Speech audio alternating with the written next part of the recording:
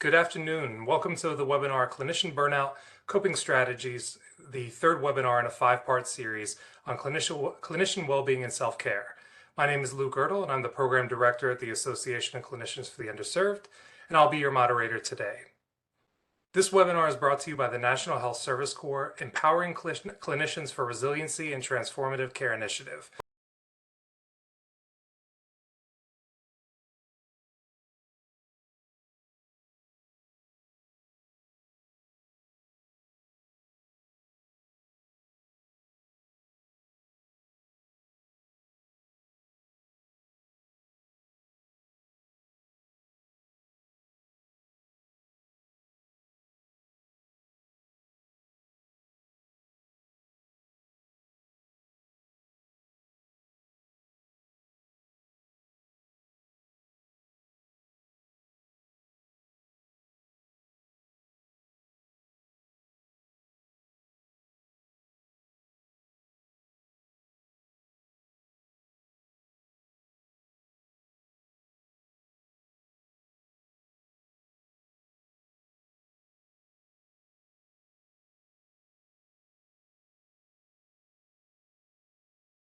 We'll be exploring strategies for managing and addressing stressful situations that arise in the workplace to avoid burnout. And we recognize that burnout is a workplace phenomenon stemming from unresolved issues at the organizational level. However, the effects of burnout can manifest differently for individuals, even those in the same workplace. We want to empower you to better understand your own experience of burnout and push for the changes that will have the most impact on your quality of life.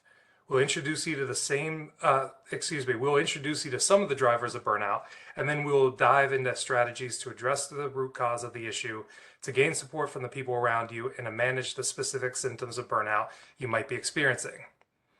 We will then share a number of case studies from former NHSC scholars to see how they dealt with stressful situations.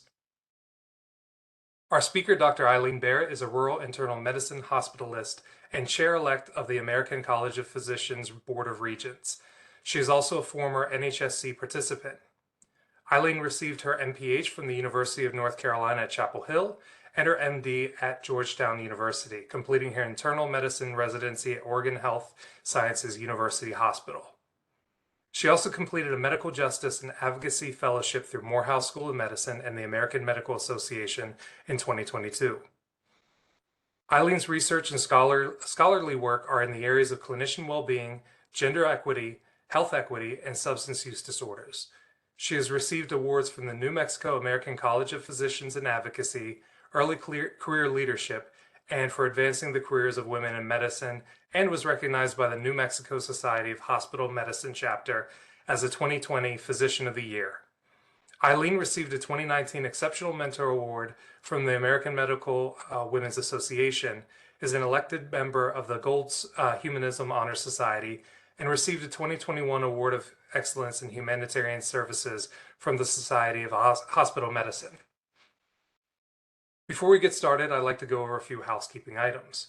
This webinar is being recorded, and a link to the recording will be emailed to you within 2 days. The PowerPoint slides can be found on the webinar information page linked from your webinar invite. Related documents and previously recorded webinars are all available on the webinar registration page, which we'll link to you in the chat right now.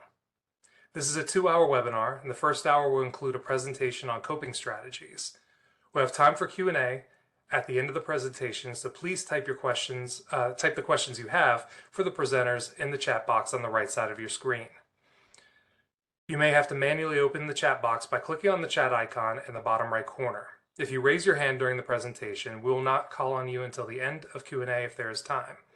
If Eileen is able to answer a question during the presentation, she will do so through the chat.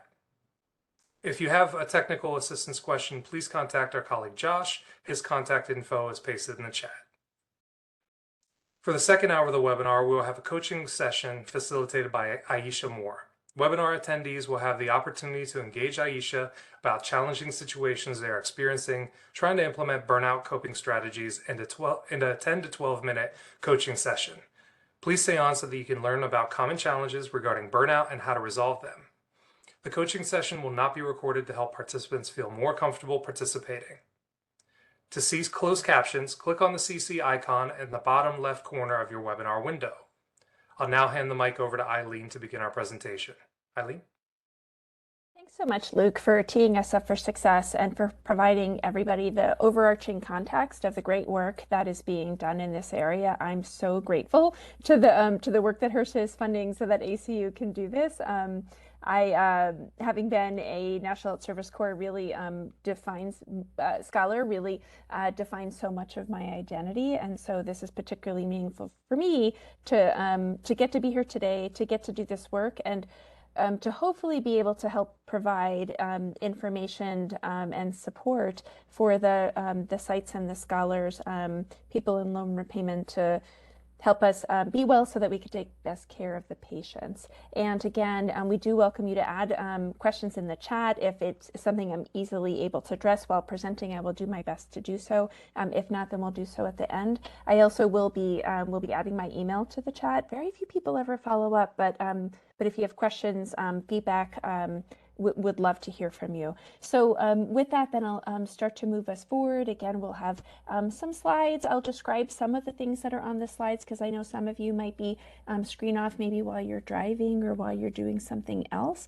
And also knowing that I can likely talk faster than you're able to read, so I'll be paraphrasing the information that's there. I do think that the information here, it's very robust, evidence-based. I do think that it will be able to serve as a resource for you moving forward, and certainly we all hope that that's the case.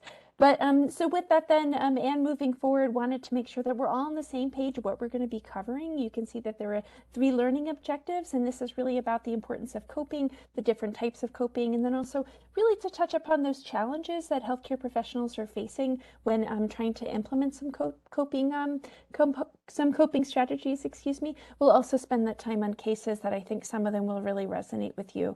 I know that they really resonated with me. And that I wasn't the one who had developed them, and yet still I thought, oh my goodness, these are the people who I know. This has been me at this time, so it's good we're going to do those. I wanted to do a little bit of level setting to build upon what we heard from Luke about burnout. Sometimes people can conflate burnout with depression or burnout with exhaustion, and that and those don't really get at it. So I want to make sure that you can see the information that's here on the slide, that it really is it's a syndrome that's conceptualized as resulting from chronic workplace stress, and that has not yet been successfully managed. So of course, burnout, it's not a medical condition, although it can lead to medical conditions, both physical and also behavioral. And to know that the 3 dimensions of burnout that you can see on the screen, that they can act separately or they can interact with each other, leading to different and sometimes severe outcomes for individuals. They can also be driven by multiple different factors, and the coping strategies that can be used to address these particular factors, they should really, whatever coping strategies that we're doing, they should really be directed to what is the challenge that the person is experiencing.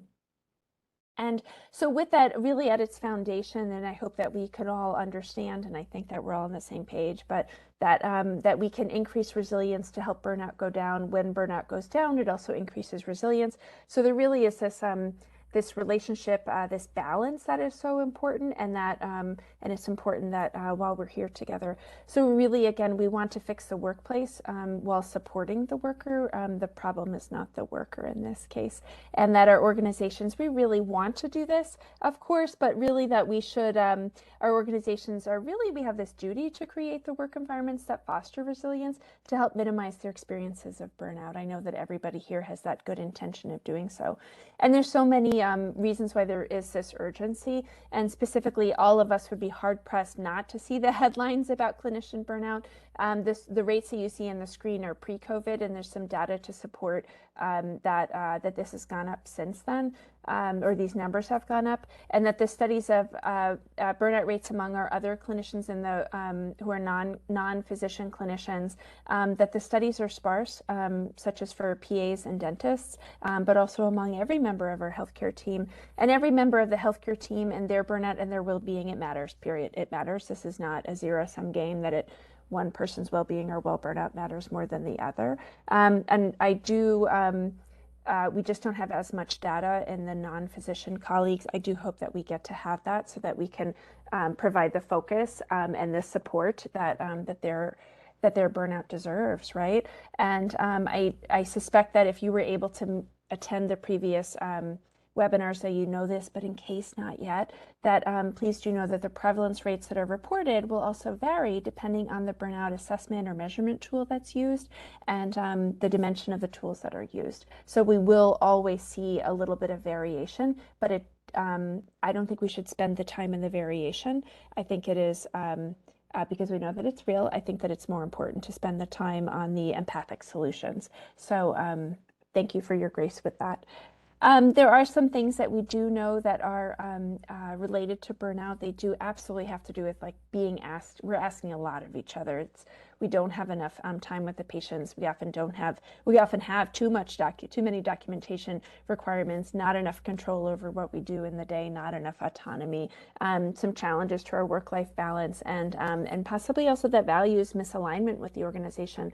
The things that drove us to the work, that keep us in the work, that it's different maybe than what was being communicated to us in the workplace about what is actually important. So there can be different clinicians and different clinician types can experience different drivers of stress and burnout.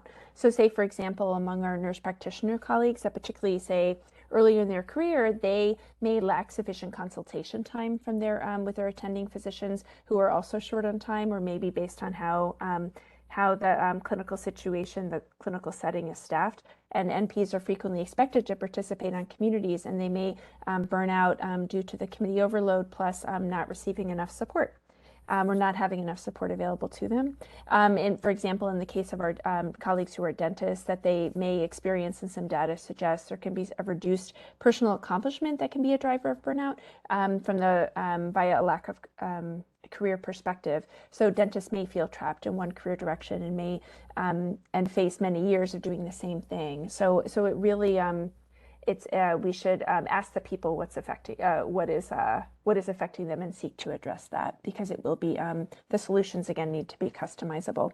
And really we all want to do that. It's an extension of the empathy and the compassion that we have for each other. It's also important to note that there are demographic factors that are related to burnout. On the screen, you can see gender, age, and race or ethnicity. When we say this, it of course is not a value judgment about the people, because this is not a personal failing when someone has burnout. It really is a workplace issue again. So we're just stating objective facts here. So say for the case for women in the healthcare workforce, they pretty consistently have reported higher levels of burnout than men. And the reason isn't totally clear. Some people have theorized, and some data has shown that it may have to do with family responsibilities and work-life balance challenges. Other people have found that it has to do with or can be a response to gender bias in the workplace. Also, there is some data about women spending more time with patients and having less control over their schedules and workloads compared to men. Also, higher rates of the imposter phenomenon, that feeling that maybe you don't belong there, that any moment you're going to be discovered as an imposter. I think that probably most of us have experienced that at some point, me too, and certainly our colleagues and friends have. Women are also may have more challenges with stereotype perceptions than men, and a lower sense of self-compassion and perceived appreciation. So, and also possibly decreased fewer role models. They're also, for people who are earlier in their career, they're also more likely to report burnout. And it could have to do with that because they're earlier in their careers, they're still learning work-life balance and how to achieve that. The connection between race and ethnicity and burnout is a little bit less well defined. It's a little bit more ambiguous. And of the few studies that explore this, many report that white clinicians may experience more burnout than most other races or ethnicities. But this may be attributed to how burnout has been studied and the specific tools used to measure burnout, that they haven't been widely tested on minoritized people. So that's something we really urgently need to address.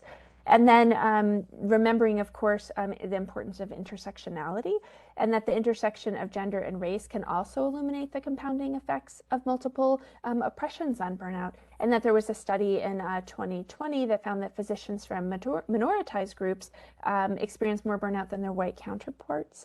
And additionally, those physicians who were women and from minoritized racial and ethnic groups who experienced racist microaggressions, they were more likely to experience burnout. So again, these are not judgments, of course, about these people. This says a lot about the workplace. So there's more work to be done. And I think that, again, that empathic perspective, that this is an adaptive, or this is a response to how we experience the workplace. So it's important, I think, when we're talking about burnout, and we already made the distinction about this not being a medical condition, is also to address or to discuss briefly two other terms that you may hear. One of them is moral distress, the other is moral injury. And one predictor of clinician burnout is moral distress. And that is the result of not being able to act in a morally just way due to factors outside of your own control. So say, for example, and particularly during the pandemic, a clinician may experience moral distress if they are unable to refer a patient, or if they themselves are unable to provide the necessary care that the patient needs, possibly due to access of care or availability of the services, maybe due to ability to pay or geographic barriers. There's lots of different things I think that may resonate with you. I know that as a former National Health Service Corps scholar who is, I am in year 18 of my 4-year commitment in New Mexico, and I practice at a tribal hospital in a very remote area. This absolutely comes up, and it has come up since the day I started practicing. So please do know that long-term exposure to moral distress can cause emotional and physical outcomes, and that term is called moral injury. Sometimes these terms are used in the lay press or used colloquially, but they actually do have specific definitions as are listed here. And hopefully that as we do the good work together, that we can reduce those risks for our colleagues to develop, certainly the moral distress and the moral injury that we saw so widespread during the worst of the pandemic. So when we think about that, this is the world that we're living in, this is the world that our peers are living in, then we can know that it will be so important within this context that while fixing the workplace, that we develop and cultivate these coping skills. And broadly, these can fit into two different categories. You can see on this slide that they are problem-focused responses or emotion-focused responses. So for those problem-focused responses to burnout, those have been associated with lower levels of emotional exhaustion, and also they are the ones that aim to change the factors that cause the burnout. And while we're doing that work, it's important also to have the emotion-focused coping strategies. So those can be like seeking social support, also positive reappraisal, recognizing the impact, the dimensions of burnout may affect us differently.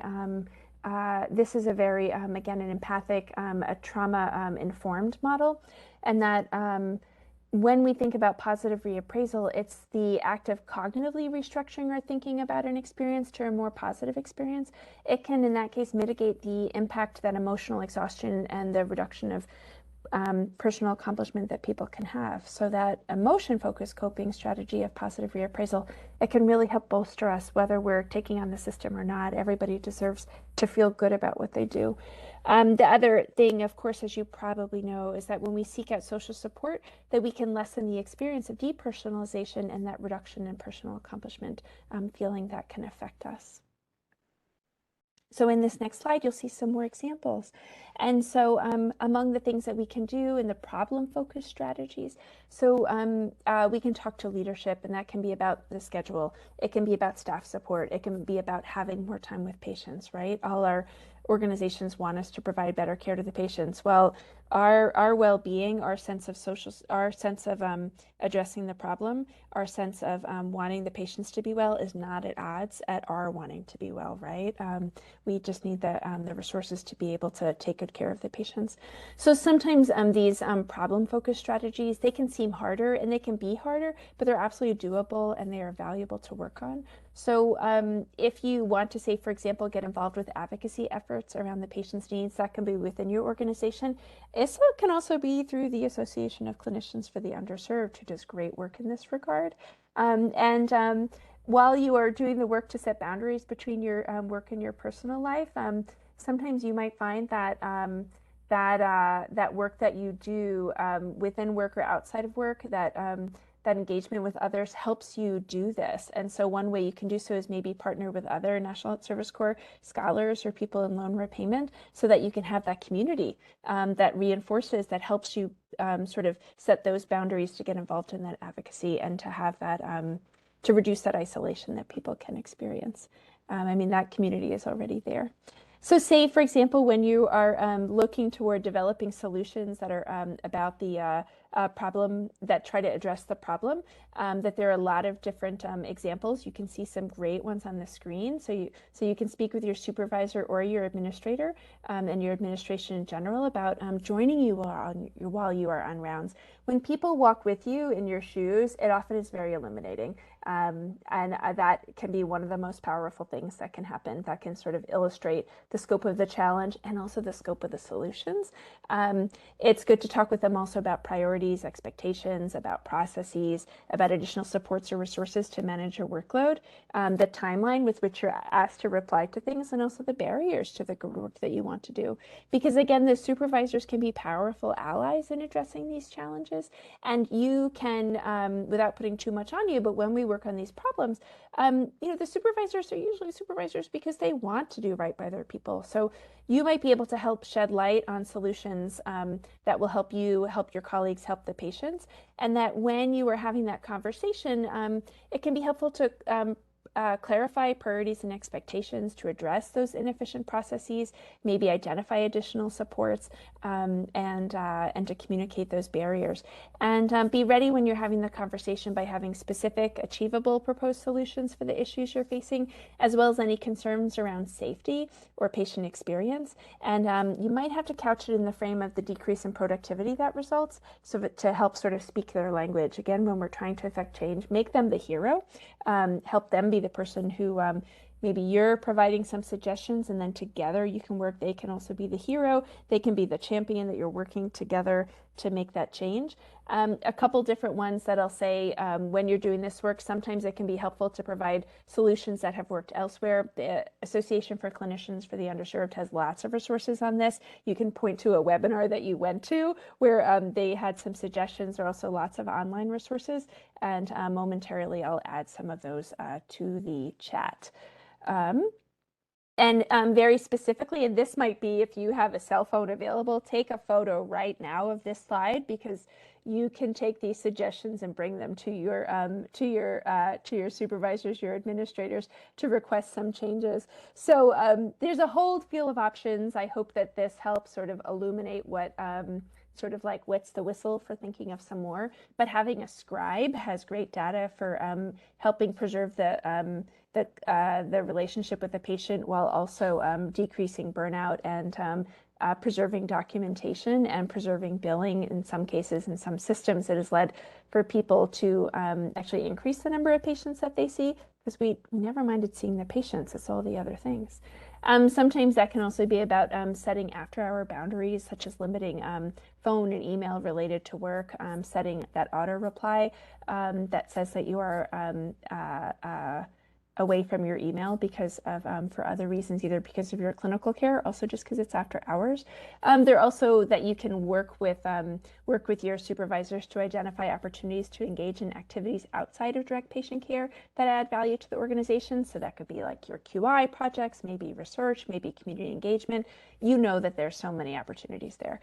Maybe working in our interprofessional teams to streamline our workflows, and maybe even considering having grand rounds, talks with other clinicians to increase collaboration and support. So a couple of the resources that I know of and that I also love, I hope that you consider, that I will put into the chat, that I welcome you to consider drawing upon.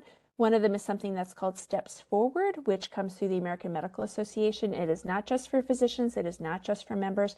They have these off-the-shelf toolkits that can help you redesign your workflows, also help create a sense of community. With the full disclosure, I was an author in a couple of them. I don't get a toaster if you use them. They are based off my own experiences of creating streamlining processes where I have worked. Another one that you may wish to consider is that there are some toolkits and materials here in this case, on trying to reduce the barriers for our interprofessional clinician colleagues seeking mental health care by changing our credentialing applications to not ask about mental health. And so this is something that a lot of our team members report is a real challenge in their organization or in their professional lives. And sometimes it's nice if you can say, hey, I found these materials, in this case through the Institute for Healthcare Improvement, about how we can change our credentialing application to actually encourage people to seek mental health care that they deserve. And that can be a win-win-win for everybody. I hope that those are some meaningful resources to you. If you have others that you want to add to the chat, I know we all want to learn from you on that and to share those resources. So in addition to those problem-focused solutions that we think about the emotion ones, and we can't really separate them. I know that you've observed that that while I was describing the problem, I mentioned a couple things related to emotions, and then in the emotions, we also refer to some of the problem, and that's because they're related to each other, right? So, but moving forward, some of the very specific falling under emotion-focused strategies, you can see those are seeking social support, peer support, reappraisal, turning to religion or spirituality, and also acceptance. And we'll spend a few moments on some of these. And very specifically, as you can see, that when we do these emotion-focused strategies, that can be kind of broad. It can be a hard thing to articulate. So some examples for why we want to do this do include that people with greater job autonomy, they're more likely to have greater levels of job satisfaction and lower levels of burnout. And when we do things independently, you can take initiative to present a range of achievable solutions when working with your colleagues to try to adapt these things. And the sense of responsibility increases, and the satisfaction with work tends to be increased. So when we to increase our autonomy, we can try to create opportunities for collaboration among our teams and create a positive and efficient collaborative structure. There are lots of different ways you can do this. This is a little bit of the why. We're going to talk a little bit about the what. Some other ones that I love, I'm going to add to the chat. One of them is specifically called the pause, and what it is that in our team meetings, where we talk about if a patient has died, and we have our moment of silence for them. So that's something that we can do to provide emotional support. Another thing that we can do, some people have had the more emotion-based rounds. One that is common is called Schwartz rounds, but people can do something similar to that, and I would love to hear from you. What are your examples of what you've done? Among the things for our social support is that many studies have shown that social support can ameliorate the negative effects of stress on health. This is one of the reasons why the Surgeon General, Dr. Vivek Murthy, that he spent a lot of time on this. Both before and also during COVID. I think he's been doing work related to this for, probably like 6 or 8 years, and that specifically also to know maybe when you're making your case or just when you're trying to convince yourself of this work, that that there was a study that showed that when people have enough social relationships, that they have a 50% greater likelihood of survival, and that's the magnitude of the effect is actually similar to quitting smoking, and that's pretty remarkable. So I hope that we can know this isn't just a nice to do, it's a need to do. And that the benefits from our social relationships, they buffer the deleterious influence of stressors on our health. And I think that that makes sense. And there was a study that came out of China that did show that in healthcare workers, that people with higher levels of social support, they may be more inclined to believe that they could get the help they needed when they were facing the stressful events regarding the outbreak of the pandemic. So again, lots of reasons why we should believe in this. I welcome you. I hope that you can consider putting into the chat some of the ways that you have considered adding social support. Another way that I'll put in is consider having a book club. Another one is a writing club. There's lots of different ways that we can do this. We can also have a patient memorial service. This is one that we did at my institution, and it was very, very very, very helpful. I love that someone had indicated the colleague dinner group. That is a great idea. I saw that a colleague had noted about when clinicians face racism and microaggressions. Oh my goodness. Yeah, in the workplace and outside of the workplace, it is exhausting. It is exhausting. Maybe one of the ways that we can consider leveraging that to in our social support is even having discussion groups about that, having those affinity groups in the workplace that can then help people know that they're not alone, it's not in their head, and maybe strategizing on ways to change the workplace so that people don't have to endure that in quite the same way. So lots of different examples. I love the example that just came into the chat. And I love that also that we see that following up with the policies, that's the problem-based. So the emotion is maybe we have the affinity group and that the affinity group can maybe give us the strength to work together to change the policies in the organization for how we're going to address when racism happens in the workplace. That is, I think, sort of like the 1-2 that's there. Thank you so much for those wonderful examples. I love that someone had just added things outside of work. That can also be, I think that is tremendously advantageous. We all need a life outside of our jobs. It's really hard to separate out the two. And I think having social support in the workplace and social support outside, we need them both, absolutely. One of the things that we can also do that might help that may help us also as individuals, and that's something that we can try, is to consider something called cognitive reframing, or sometimes this is called positive reappraisal. And specifically, that is where we can, let's see, maybe I'll talk about the what first, which is that it can improve our mental state, it can reduce our stress, and it can lead to a higher sense of personal accomplishment. And what it is where we're able to see challenges as opportunities and begin to view our lives in terms of the strengths instead of the weaknesses. I know that earlier I used the term trauma informed, and I know that I used it because it's a term that we're usually used to. Sometimes when we talk about trauma informed, it's about what happened to you, but I also think when we do that, we should really be thinking about the strengths that someone has. So it is how they wish to be defined, and to know that our traumas don't have to. It's not for us to say that the trauma defines someone else, right? That we balance the need to be aware of the trauma, but that people get to define their own identity and their own strengths. And so with this, one thing that we can do, say, when we think about reappraisal, is that if you are about to engage in something that's a difficult task, but it will also give you new skills, then what we can do is that we can be really clear. It will help me develop my skills for the future, or it will be a career accelerator for me, or I will meet new people. There's good ways that we can reappraise that. Another that we can do, say, for example, is that if we have a job that seems like it's kind of easy for us, then instead of saying, oh my goodness, I'm going to be so bored, or this is below me, right, or I'm being sidelined, it can be instead like, wow, it will be really nice to have to feel more relaxed, to have a little bit more time to devote to other things that I love when I think about what my next steps will be, and I will just take this gift that is being given to me right now.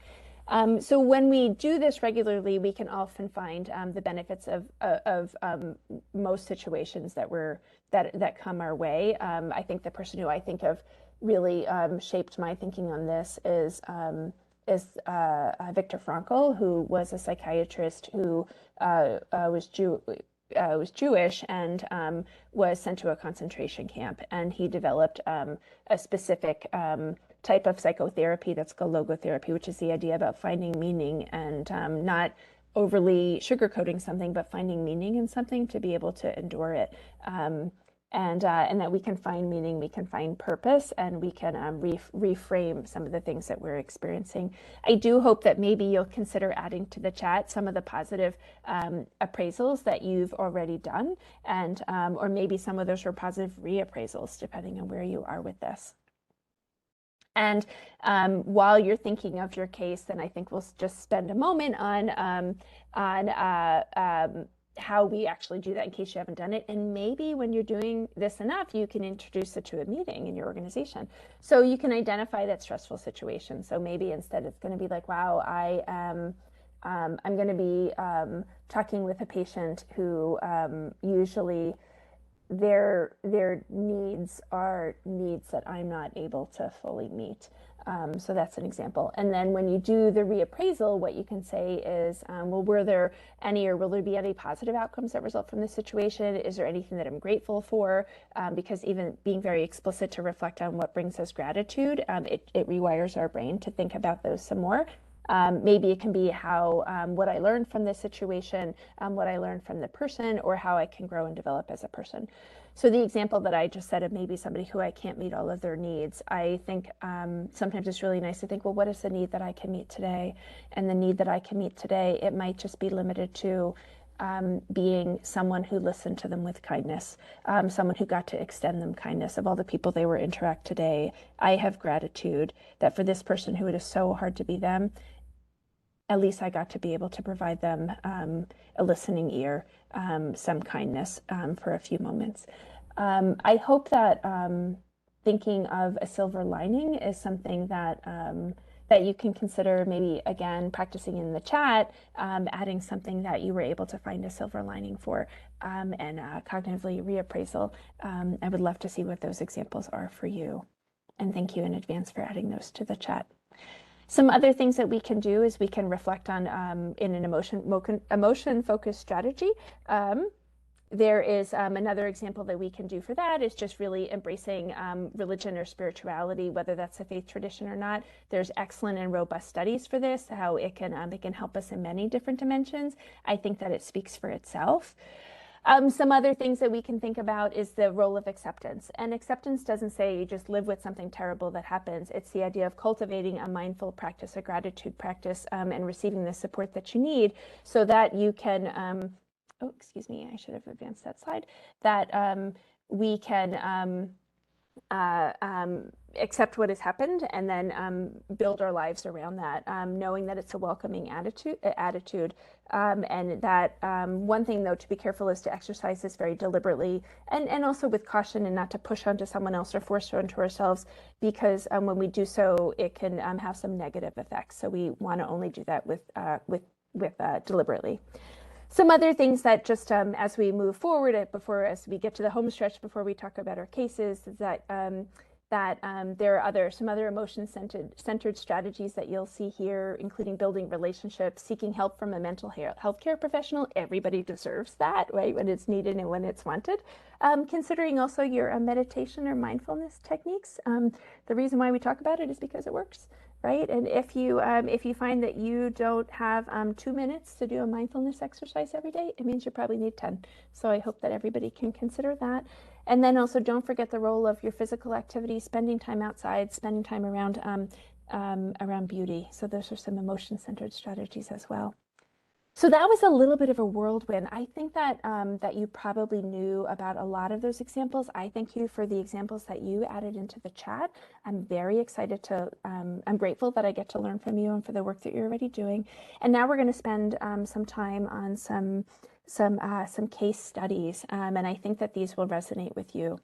So there are 4 of them, and we're going to do our best to get through all 4. And very specifically, so we'll start first with our colleague Ryan, and that Ryan is, he graduated from PA school and he went to work at a community health center in rural Texas through the NHSC loan repayment program. He noticed that the clinicians were resigning and that leadership was overwhelmed trying to replace them. I think that probably resonates there. Sounds a little bit too familiar for us. He didn't receive a very detailed orientation. He kind of was thrown into it and often felt like he wasn't sure what was going on for him, what was happening. He worked 5 10-hour days each week and saw 35 patients per day and didn't have time off or structured time to catch up. He didn't feel like he had support from leadership. He didn't feel like he was valued. He felt that he was being pushed to his limits, and about a year into his service, he began to feel those symptoms of burnout and also even of moral distress. He had things like fatigue and hopelessness, and really then had a difficult time getting to work. He never wanted to be the squeaky wheel. He wanted to be a team player. He tried to work through the challenges. He also felt that there was no way out of the situation, and that doesn't feel very good, right? And the main way that he coped with his burnout was to spend time with his family and not bring work home. So when Ryan did start to speak up with his concerns and offer ways to make improvements to the CEO, he was often met with inaction, and that he knew that if the culture of the health center didn't change, that clinicians would continue to leave and the practice would continue to be understaffed. So in this case, what happened with Ryan?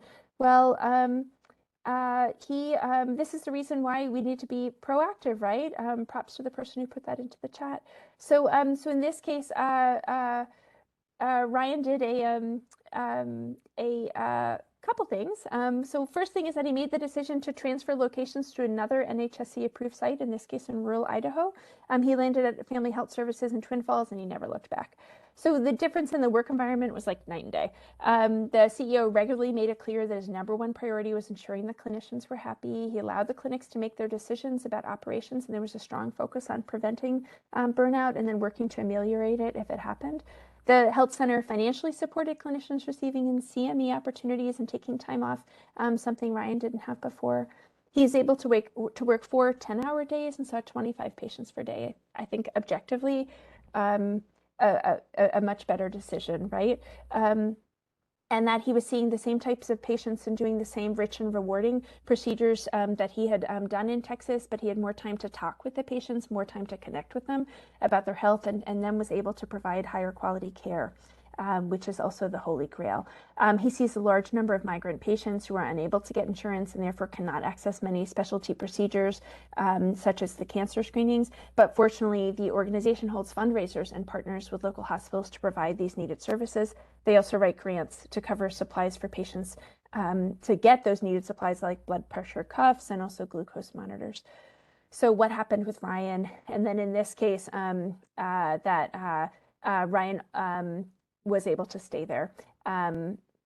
And he stayed after his loan repayment commitment. And so Ryan always thought he would complete his service obligation through the NHSC and go on to another type of work. But in this case, he paid off his school loan 6 years ago. He has no plans to leave where he is in rural Twin Falls, Idaho. He's not feeling overworked. He knows he has a voice and he hasn't experienced burnout since he got there. He was also promoted to associate medical director. And in his role, he visits with the clinicians, sees them on the front line, sees what they're experiencing, listens to them, takes them to lunch, enjoys the time with him to hear about what's going on and what are their successes, what are their challenges, was part of the group that advocated successfully to implement a burnout committee, and he has witnessed and been a part of the workplace improvements over the years. And he feels safe to express his concerns, is included in the decision making, and feels resilient in his work home. So I think that that's a really, really nice example of what can happen. And I hope that, and I'm grateful that it did. So another example that we'll work through that I think will resonate with you as well, and probably is something that you've observed too. And in this case, this is about Dr. C. In this case, it's a doctor, but I think it applies to our entire interprofessional team. In this case, that Dr. C, that she was working at an FQHC in Texas, and in her first year, she took care of patients where most of the patients were first-generation immigrants. She's very empathic, and in that first year, she found herself experiencing vicarious trauma, and from the hardships that her patients faced as part of their immigrant journey. Sometimes this is called second victim. It doesn't matter as much the words as it is that we listen and that we care.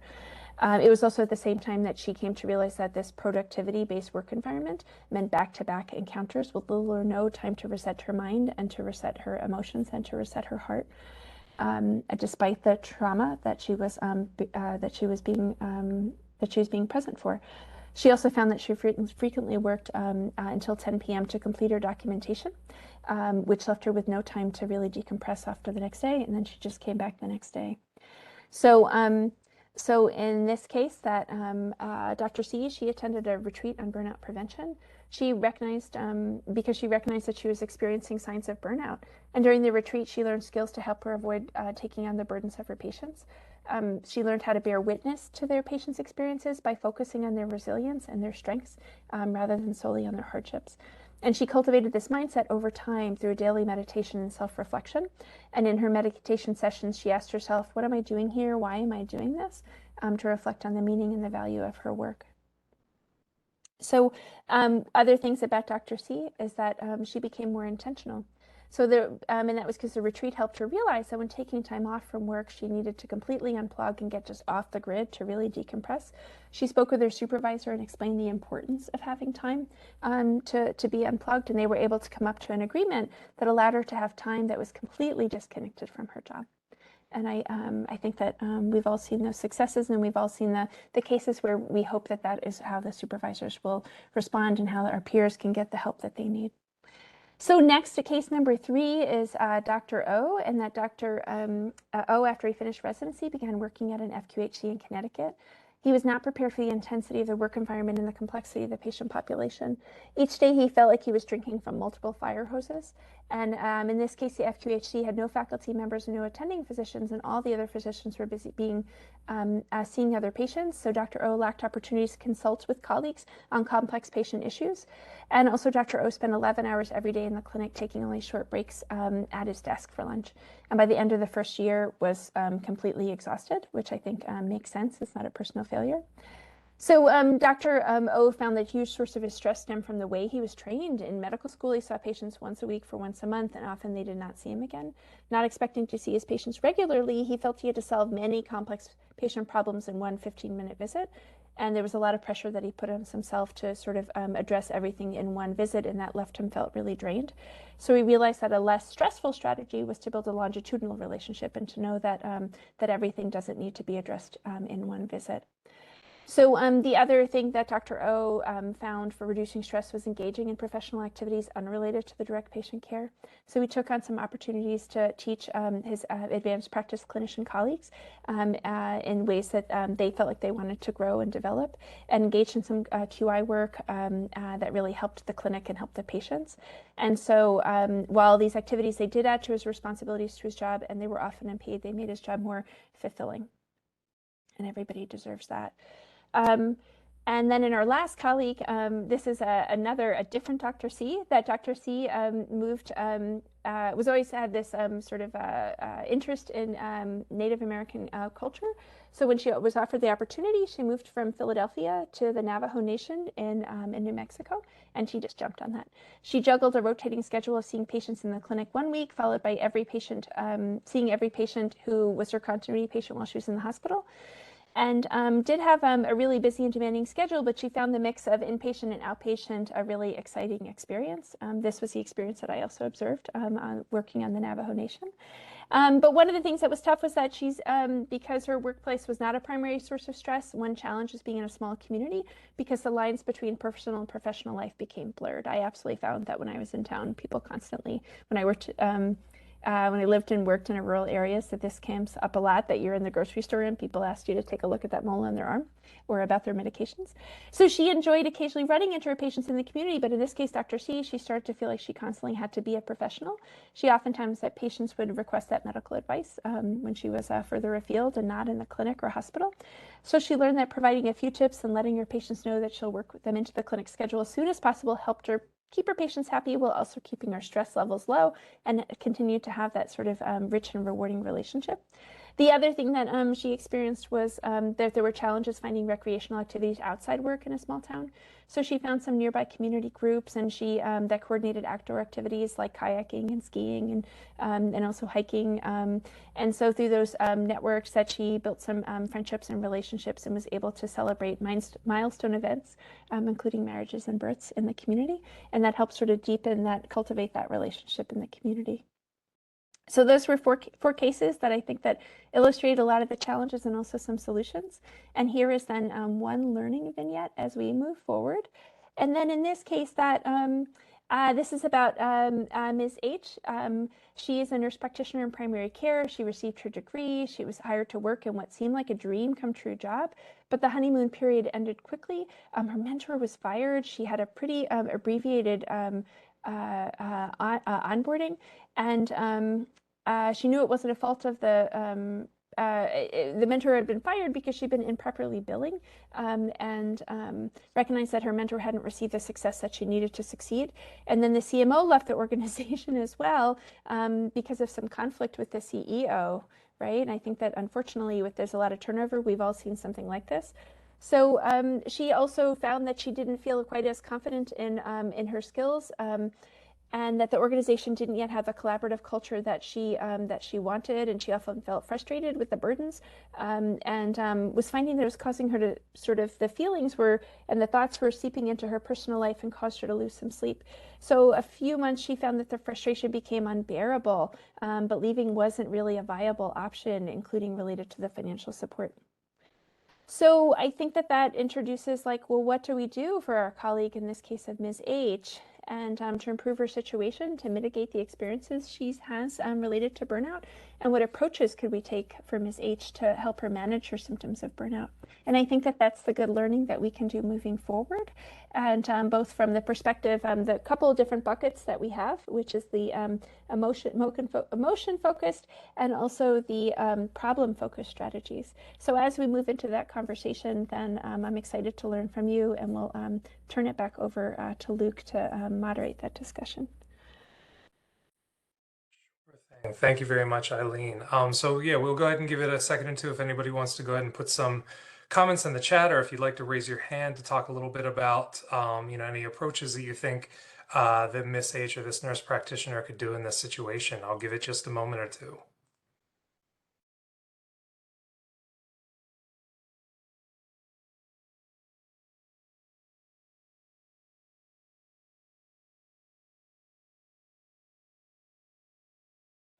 And I see, Stephanie, that you say you'd like to speak. If you go ahead and raise your hand, I can go ahead and unmute you, or put in the request to unmute you.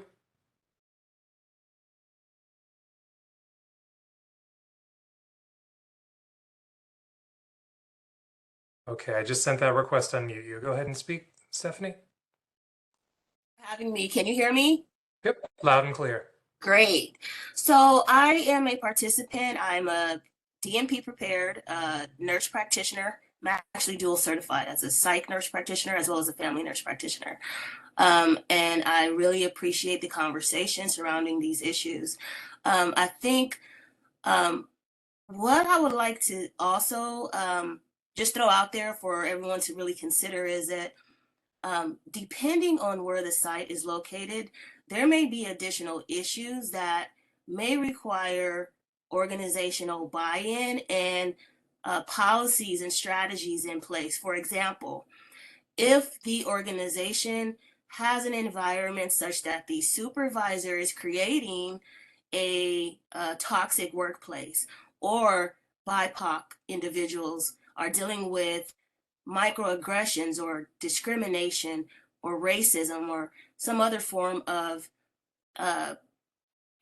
discrimination, that would directly impact that person's ability to perform their role. So while we can focus a lot of times on coping strategies and how a provider or a clinician can cope emotionally, there also needs to be that emphasis on what can organizations do, specific action steps to support clinicians who are well-trained, who have the skills, who are there to provide a service while carrying out their role. And I'm saying this as a provider.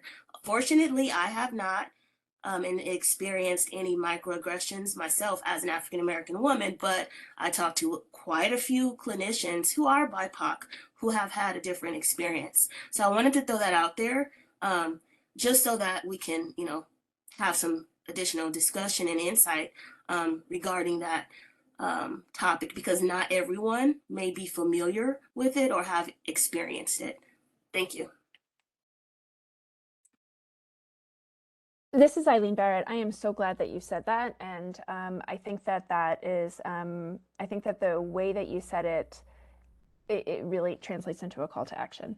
I do hope that while sometimes, most often over the duration of my career, I've seen that people have just tried to ignore it. I think that once they start to acknowledge it, then they often start with solely working on the emotion focused coping rather than the problem focused, and that there's no reason that those two things can't go together. And I hope that all of us on the call, when we're thinking about how we can set up our workplaces so that BIPOC people can thrive, is to not put the burden on the people affected to make the change, and also not speaking, and also not assuming what are the changes that they want. So doing things in collaboration at all times to work on both things. So the example of like an affinity group can help build a sense of community so people can know it's not just them.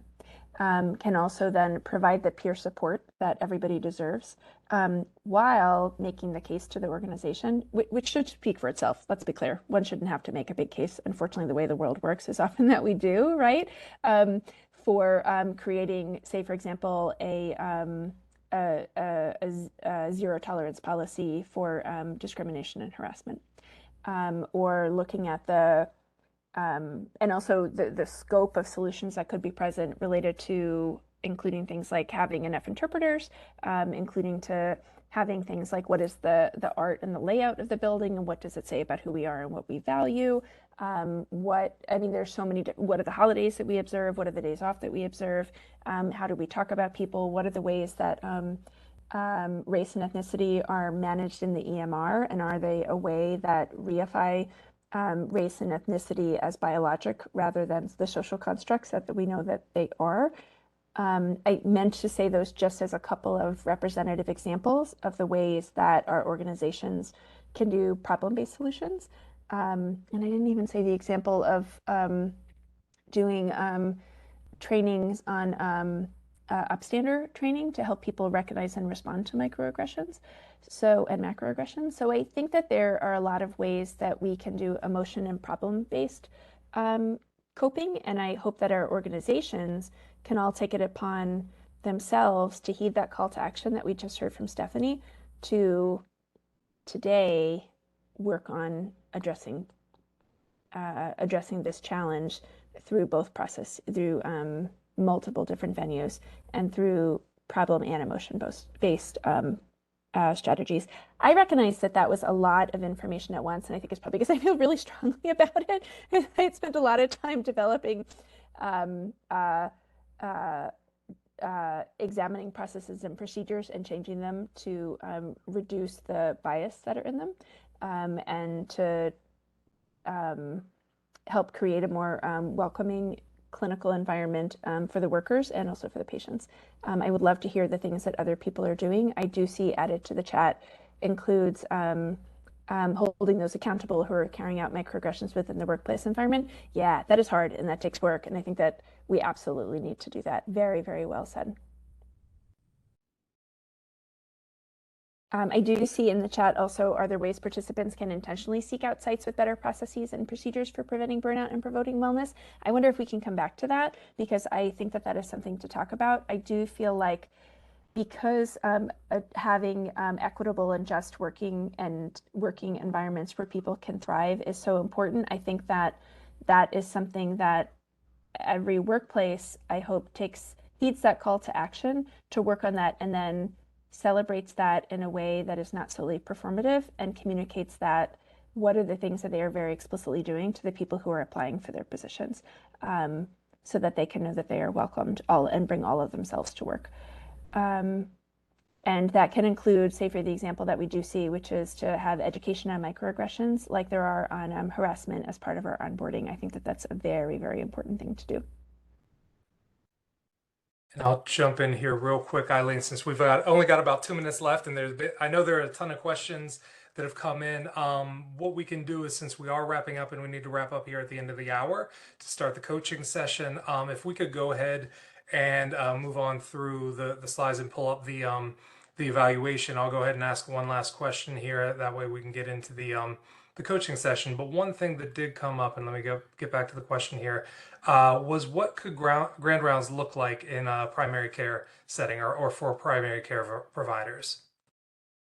Oh yeah, that's a great idea. So great question. One of the things that could look like is, say, well, first ask the people who you work with and see what they want. One of the options could be, say, for example, my first job out when I also worked in the Navajo Nation and worked in primary care was that we once a month had a meeting on Wednesday afternoon where clinical time was canceled for everybody and lunch was available, and that we invited different speakers to talk about different content that reflected what were the needs of the patients and what were the needs of the clinicians. So that is one great way to do so. People can also do that if they feel like, wow, everybody's stretched so thin, I don't want to ask my peers to have to do another presentation, is to maybe partner with another institution. There's a lot of groups that are doing this right now, and that you might be able to invite them to be your presenters. Another way that people can do it as a grand rounds is to show the video that someone else has developed. So say, for example, the videos that the Association for Clinicians for the Underserved have, and have their materials and then have your own discussion about that, so that it feels very personalized. I hope that those are options that people can consider. Thank you so much, Eileen. And since we are right at the top of the hour, then we don't want to hold you because I know you have to jump off. But thank you again so much for all the insight that you provided. I know there's still a ton of other questions. We'll try to get some follow-up or try to wrap it into the discussion here in a little bit in the second hour. With that, let's go ahead and pull up our polling questions. Please let us know what you thought about this first hour. We'll give it just a minute or two before we jump into our coaching hour here.